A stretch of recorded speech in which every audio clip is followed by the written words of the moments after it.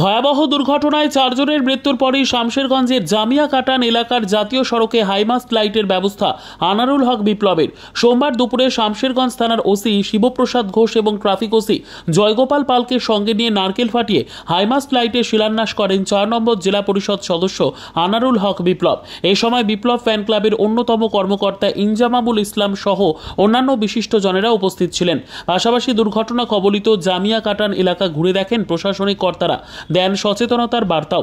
এদিন high mast light উদ্বোধনে বিপ্লবের পাশাপাশি নারকেল ফাটান খোদ শামশেরগঞ্জ থানার ওসি শিবপ্রসাদ ঘোষ।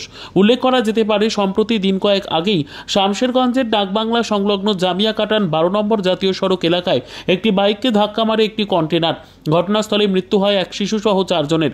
দুর্ঘটনার পর এলাকায় উত্তেজনা ছড়ায়। ফারাক্কার মহাদেবনগর এলাকার একই পরিবারের 4 সদস্যের মৃত্যুতে কার্যত শোকের ছায়া নেমে আসে এলাকা জুড়ে। এদিকে দুর্ঘটনায় মৃত্যুর পর জামিয়া কাটান এলাকায় দুর্ঘটনা রোধে ব্যবস্থায় উদ্যোগী হন আনারুল হক বিপ্লব। জেলা পরিষদের তত্ত্বাবধানে একটি হাইমাস্ট লাইটের ব্যবস্থা করেন তিনি। সোমবারই সেই লাইটের উদ্বোধন করা হয়। এদিন লাইট উদ্বোধনী প্রক্রিয়ায় সাধারণ মানুষকে সচেতনতার বার্তাও প্রদান করা হয় প্রশাসনের পক্ষ থেকে। আলোকিতকরণের এই উদ্যোগে উপকৃত হবে পথ চলতি সাধারণ মানুষ। প্রশাসন এবং বিপ্লবের এই উদ্যোগকে সাধুবাদ জানান আম জনতা। হয়েছিল বড় ধরনের দুর্ঘটনা আমাদের সংসদে ঘটেছিল কদিন আগে। ওটাকে লক্ষ্য করে আমরা দেখছিলাম, এই জায়গাটাতে আমরা এসেছিলাম, অন্ধকার ছিল।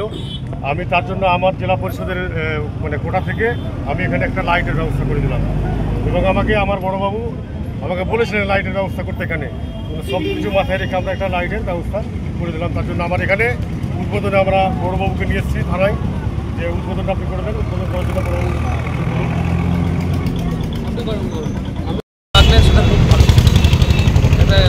দুদিন আগে একটা অ্যাক্সিডেন্ট হয়েছিল, এরকম অ্যাক্সিডেন্টের ঘটনা যেন না হয় সেটা আমরা চেষ্টা করছি।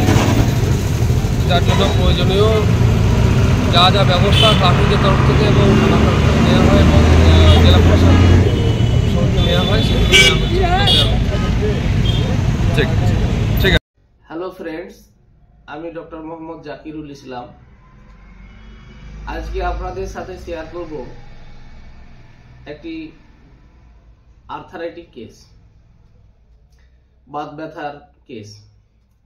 বর্তমানে মানুষ বয়স 40-এর ঊর্ধ্বে একজনকেও পাওয়া যাবে না যিনি বাত ব্যথা কষ্টে ভুগছেন না। তাই যাতে সকলেই এই বাত ব্যথা থেকে মুক্তি পান, এই জন্য এই ভিডিওটি করা। আমার পাশে এক ভদ্র মহিলা বসে আছেন। উনি আমার কাছে 29/2/25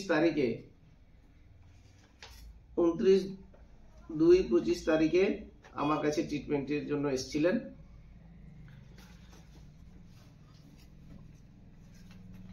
প্রথম দফা ওষুধ খাওয়ার পরে তিনি অনেক সুস্থ আছেন। প্রথম যখন এসেছিলেন তখন ঠিকঠাক হাঁটতে পারছিলেন না, কোমরে ব্যথা ছিল। আর প্রথম দফা ওষুধ খাওয়ার পরে প্রথম যখন এসেছিলেন তখন হাঁটতে পারছিলেন না, কোমরে ব্যথা ছিল, সঙ্গে একজনকে সাথে নিয়েছিলেন। আজকে উনি ওষুধ খাওয়ার পরে অনেক সুস্থ আছেন এবং একাই ওষুধ আনতে এসেছেন। তো আমরা রোগীর মুখ থেকে বক্তব্যটা শুনবো। প্রথমে যখন এসেছিলেন কি কষ্ট ছিল? কষ্ট হয়েছিল কি, মানে হাঁটু ব্যথা, ব্যথা, কোমরের ব্যথা, চলতে ফিরতে অসুবিধা হচ্ছিল। অসুবিধা হচ্ছিল, বসে উঠতে পারছেন না, বসে উঠতে পারছিলেন না, এখন হালকা লাগছে। তো একা একা চলতে পারছিলেন না, কাউকে নিয়ে আসতে হচ্ছিল? কেউ নিয়ে আসতে হচ্ছে, কি বেটিকে সাথে নিচ্ছেন। হ্যাঁ, তো এখন ওষুধ খাওয়ার পরে, প্রথম দফা ওষুধ খাওয়ার পরে এখন কেমন আছেন? এখন হালকা কমে, ব্যথাগুলো কমেছে। হ্যাঁ, মানে হাত দিয়ে উঠছেন, হ্যাঁ, তাহলে উঠতে পারছেন না, তো উঠতে পারছেন না, মাটি খেয়েছে। হ্যাঁ, এখন উঠতে পারছেন, এখন উঠতে পারছেন, এখন অনেকটা এখন আরাম আছেন। এখন আরাম হওয়ার জন্য এখন আপনি একা এসেছেন। তাহলে পেশেন্টের মুখ থেকে শুনতে পেলাম যে উনি প্রথম দফা ওষুধ খাওয়ার পরে অনেক সুস্থ আছেন এবং প্রথমে যখন তিনি একা আসতে পারছিলেন না, এখন তিনি একাই ওষুধ আনতে এসেছেন। তাই এই ভিডিওর মাধ্যমে সকলের কাছে এই মেসেজ পৌঁছাতে চাই, যিনারা বিভিন্ন আর্থারাইটিসে ভুগছেন ওনারা অতি সত্বর হ্যানিম্যান হোমিও কিউরে যোগাযোগ করুন, আশানুরূপ ফল পাবেন ইনশাল্লাহ। ধন্যবাদ।